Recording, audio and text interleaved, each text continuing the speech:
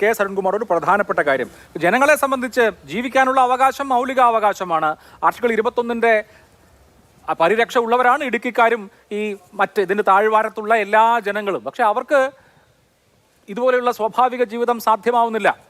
UDF സർക്കാരിലെ മന്ത്രി എനിക്ക് ഉറങ്ങാൻ കഴിയുന്നില്ല എന്ന് പറഞ്ഞിട്ടിപ്പോൾ ഒരു 10 പതിറ്റാണ്ട് പിന്നിട്ടു. ഇപ്പോഴും ഈ പറഞ്ഞ ഉറങ്ങാൻ കഴിയാത്ത പ്രശ്നം ആ ജനങ്ങൾ നേരിടുന്നുണ്ട് എങ്കിൽ അതിന് നിവൃത്തി വരുത്തുക എന്ന് പറയുന്നത് ഭരണകൂടത്തിൻ്റെ ഉത്തരവാദിത്തമാണ്. അത് സെൻട്രലിൻ്റെ കോർട്ടിലാണ്, അത് തമിഴ്നാടിൻ്റെ കോർട്ടിലാണ്, ഞങ്ങളുടേതല്ല. ഇമാതിരി കാര്യങ്ങൾ ഇപ്പോൾ നമുക്ക് ജനങ്ങളോട് പോയി പറയാൻ പറ്റില്ലല്ലോ. അഭിലാഷേ, ഈ ചർച്ചയിൽ പങ്കെടുക്കുന്നവരോ ഇത് കേട്ട് നിൽക്കുന്ന മലയാളികൾ ബാധിക്കുന്നവരല്ല.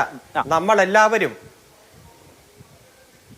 നമ്മളുടെ എല്ലാവരുടെയും ആവശ്യം പുതിയ ഡാം വേണമെന്ന് തന്നെയാണ്. അത് എത്രയും പെട്ടെന്ന് വേണം എന്ന് ആഗ്രഹിക്കുന്നവരാണ് നമ്മളെല്ലാവരും.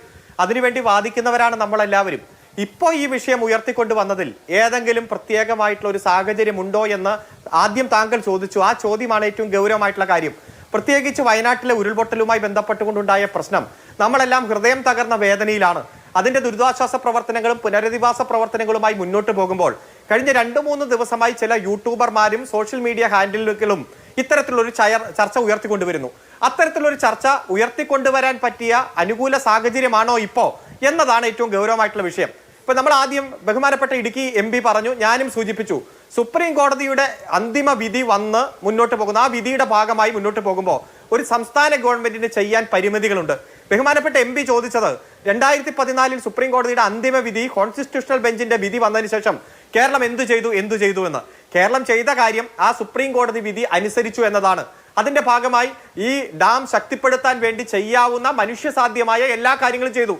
ആ കാര്യങ്ങളുമായിട്ട് മുന്നോട്ട് പോകുമ്പോൾ പിറ്റേ മാസമോ പിറ്റേ വർഷമോ ഒരു സംസ്ഥാന ഗവൺമെന്റിന് കോൺസ്റ്റിറ്റ്യൂഷണൽ ബെഞ്ചിന്റെ വിധിക്കെതിരെ വീണ്ടും സുപ്രീം കോടതിയെ സമീപിക്കാൻ കഴിയില്ല.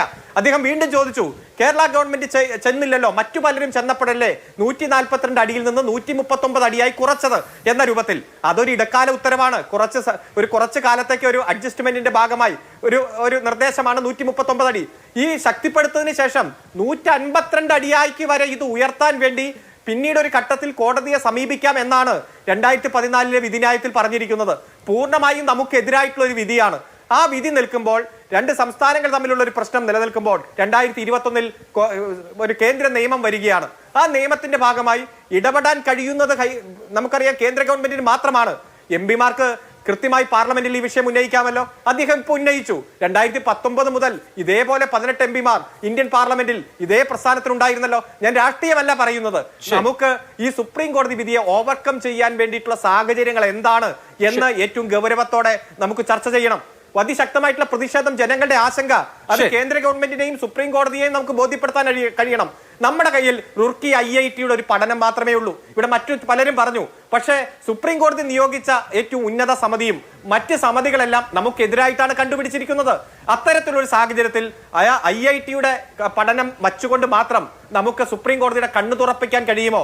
കേന്ദ്ര ഗവൺമെന്റിന്റെ ശ്രദ്ധ ഈ വിഷയത്തിലേക്ക് കൂടുതൽ ചൊലുത്താൻ കഴിയുമോ എന്ന പ്രശ്നം നമുക്ക് കൂട്ടായിട്ട് ചർച്ച ചെയ്യാം. നമുക്കെല്ലാം ഡാം പുതിയത് വേണം.